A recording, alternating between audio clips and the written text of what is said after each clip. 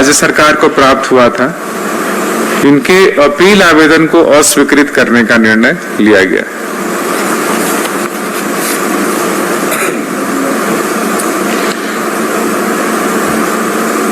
अगला प्रस्ताव है वित्तीय वर्ष 23-24 में केंद्र प्रायोजित योजना अंतर्गत रेप एवं पॉस्को मामलों के त्वरित निष्पादन हेतु गठित स्पेशल कोर्ट के संचालन के लिए कुल 3,63,82,500 रुपए को जेसीएफ से अग्रिम प्राप्त करने की स्वीकृति प्रदान की गई।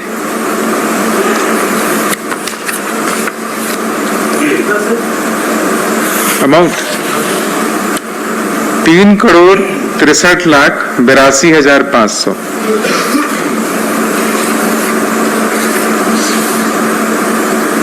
अगला प्रस्ताव है औद्योगिक घरानों के द्वारा झारखंड राज्य अंतर्गत आईटीआई संस्थानों का संचालन पीपीपी के अंतर्गत करने के संबंध में कुछ शर्तों का संशोधन किया गया है। पहले भी आईटीआई को पीपीपी में रन करने के लिए बिड किया गया था, टेंडर इनवाइट किया गया था और इनविटेशन के फलस्वरूप काफी कम बिडर्स आए, तो उसे कंसल्ट करने के बाद कुछ शर्तों को बदला गया है और उन्हीं शर्तों का स्वीकृति जो है मंत्री परिषद द्वारा दिया गया। वो बहुत सारे शर्त हैं, छोटे छोटे हैं, और एक जो मेन शर्त ये जो बदल रहे हैं इसमें कि पहले कोई भी जो औद्योगिक घराना था वो 2 ही आईटीआई ले सकता था, लेकिन अब अलाउ किया जा रहा है कि वो 3 तक ले सकता है। और उसी प्रकार से था कि पहले 10 वर्ष के लिए दिया जा रहा था, लेकिन अब 10 वर्ष के बाद भी 5 साल का एक्सटेंशन एक बार में दिया जा सकता है। और छोटे छोटे और भी पॉइंट्स हैं इसमें, वो भी बदलाव के लिए लाए गए।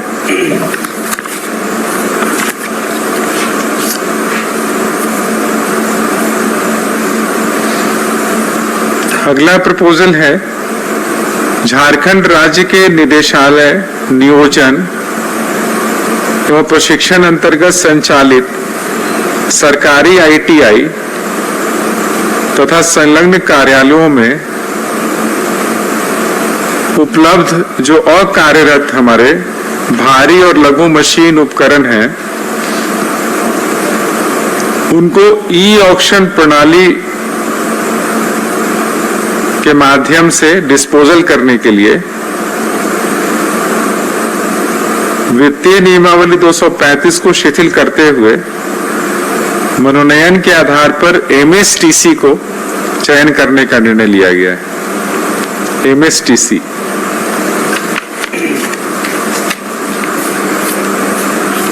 अगला है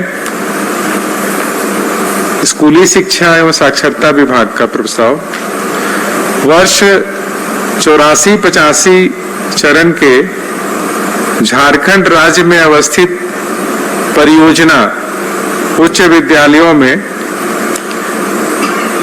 प्रबंध समिति द्वारा नियुक्त शिक्षक और शिक्षकेतर कर्मियों की सेवा मान्यता के छूटे हुए मामलों से संबंधित विषय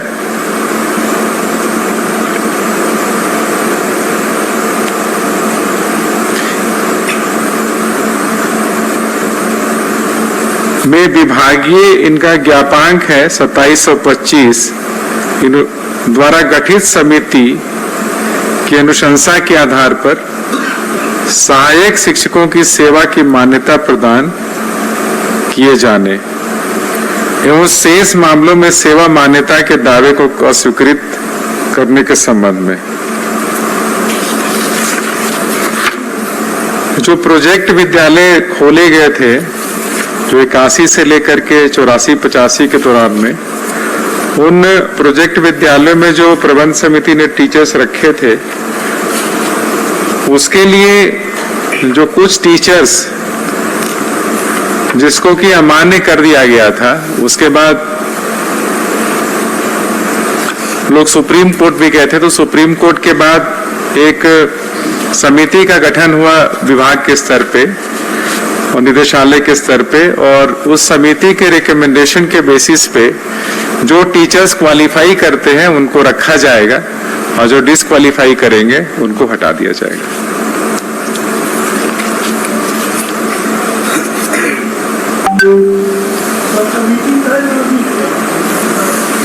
नंबर्स इसमें नहीं है, टीचर्स का नाम नहीं है, ये आप विभाग से प्राप्त कर सकते हो, इस संलेख में नहीं है।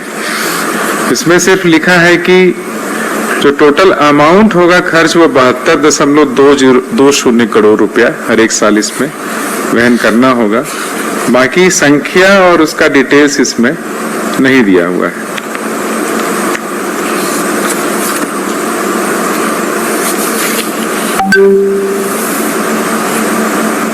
अगला प्रपोजल है अनुसूचित जनजाति, अनुसूचित जाति, अल्पसंख्यक एवं पिछड़ा वर्ग कल्याण विभाग द्वारा संचालित आवासीय विद्यालयों में प्रशिक्षण कार्य हेतु तत्कालिक व्यवस्था के तहत सर्विस प्रोक्योरमेंट के आधार पर अंशकालीन शिक्षकों से कार्य लिए जाने की अवधि विस्तार की स्वीकृति दी गई।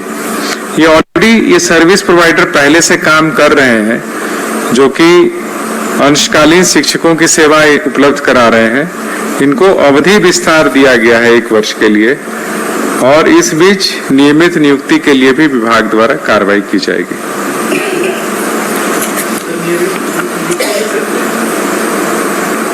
हाँ, नहीं, वो शर्त था, इनमें शर्त लगाया गया था कि आप जो विस्तारित किया जा रहा है उस दौरान आप 1 साल के अंदर नियमित नियुक्ति की कार्रवाई करिएगा। तो विभाग ने इस शर्त को माना है कि वो इस पर कार्रवाई करेगी।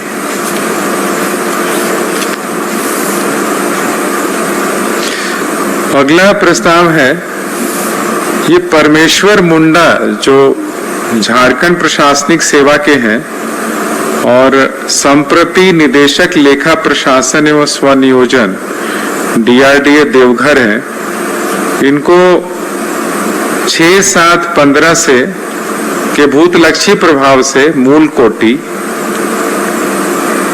से अनुमंडल पदाधिकारी एवं समकक्ष कोटि में भूतलक्षी प्रभाव से प्रदान की गई जो इनको वैचारिक प्रोन्नति दी गई थी, उसी तिथि से इनको वित्तीय लाभ प्रदान करने की स्वीकृति दी गई। अगला प्रस्ताव स्कूली शिक्षा एवं साक्षरता विभाग का है कि विभाग के अंतर्गत क्षेत्रीय कार्यालयों में प्रमंडलीय संवर्ग के निम्न वर्गीय लिपिकों एवं आदेश पालों का रेशनलाइजेशन की स्वीकृति दी गई। जो इनके टोटल क्षेत्रीय कार्यालय में काम कर रहे हैं वो 642 लिपिक और 801 आदेश पाल अभिकार, इनका पद स्वीकृत है। इसी पदों को रिस्ट्रक्चरिंग करने का आदेश दिया गया है। रिस्ट्रक्चरिंग किया गया है, जहां पे पद की आवश्यकता है, आवश्यकता के अनुसार उनको चिन्हित कर दिया गया है।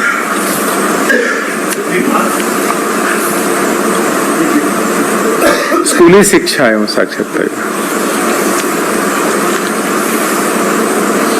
अगला प्रपोजल है STF में कार्यरत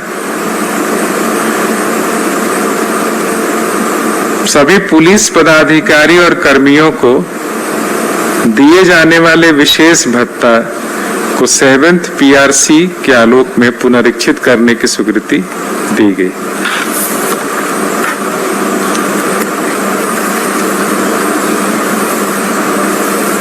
अगला प्रपोजल है दुमका स्थित हवाई अड्डा में प्रस्तावित commercial pilots license with multi engine rating and Airbus 320 type rating प्रशिक्षण एकेडमी के लिए प्रशिक्षण शुल्क, प्रवेश प्रक्रिया और 15 प्रशिक्षुओं के लिए 100% छात्रवृत्ति नीति के निर्धारण की स्वीकृति दी गई। इसमें दुमका में कमर्शियल पायलट लाइसेंस से संबंधित ट्रेनिंग प्रारंभ किया जाएगा और कुल 30 बच्चों को वहां पर ट्रेनिंग उपलब्ध कराया जाएगा, जो कि परीक्षा के माध्यम से चयनित किया जाएगा। और उन 30 में से 15 जो बच्चे होंगे उनको राज्य सरकार की तरफ से फ्री में ट्रेनिंग उपलब्ध कराया जाएगा। उसका जो पैसा है वो राज्य सरकार देगी और उस पे कुल एक ट्रेनिंग प्रोग्राम में 9,10,98,540 रुपया खर्च होगा।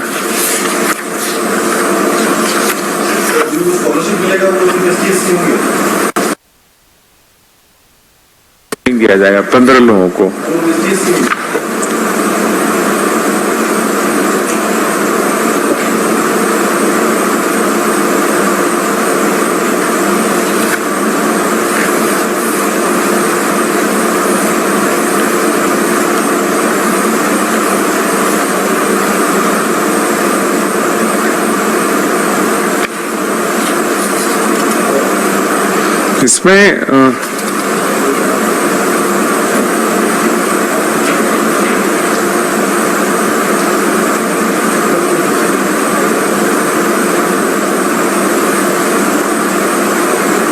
इसमें ऐसा जिक्र नहीं किया गया है।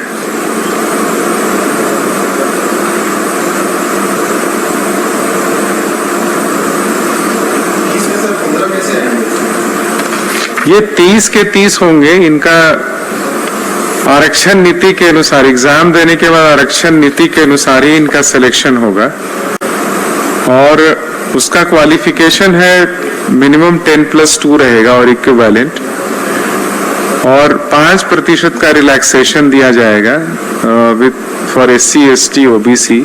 अदरवाइज ये मिनिमम 50% एग्रीगेट होना चाहिए।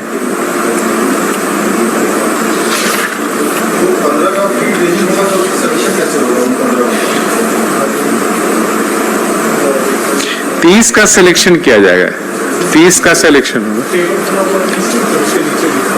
हाँ, बट इसमें है कि 5 सीट झारखंड उड्डयन सफलतापूर्वक ग्लाइडर प्रशिक्षण कराने वाले अर्थात ग्लाइडर्स पायलट्स लाइसेंसधारी अभ्यर्थियों क्षैतिज रूप से आरक्षित रहेंगे।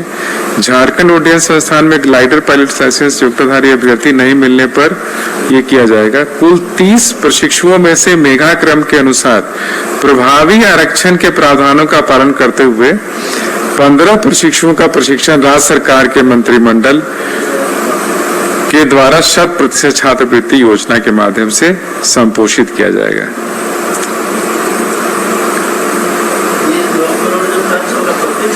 बट इसमें ये नहीं है कि उसी कैटेगरी का होगा, मतलब किसी स्पेसिफिक कैटेगरी का होगा, क्योंकि लिखा है 15 प्रशिक्षुओं का। 30 जो चयन होगा वो तो प्रभावी आरक्षण नीति के अनुसार होगा और 15 को कंप्लीट स्कॉलरशिप मिलेगा, ये इसमें लिखा हुआ है। या विभाग से आप पूछ सकते हो, यदि इसमें तो कहीं स्पेसिफिक नहीं लिखा हुआ है।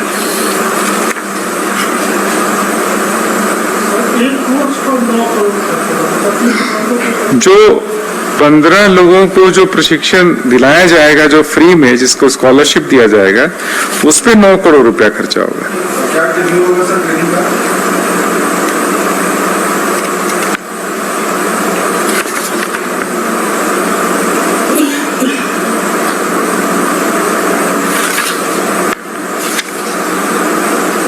दो चरण में ट्रेनिंग होगा, एक तो दुमका में होगा और दूसरा इसका ट्रेनिंग बाहर भी दिलाया जाएगा, क्योंकि एयर बस का ट्रेनिंग हमारे यहाँ नहीं होता है, तो दो जगह है, एक गुड़गांव में है और एक नोएडा में है जहां पे ट्रेनिंग दिलाया जाएगा। तो उपलब्धि के अनुसार ही होगा, बट इसमें टाइम कोई स्पेसिफाइड नहीं कि कितना दिन में ट्रेनिंग कराया जाएगा और कितने दिन का पीरियड होगा।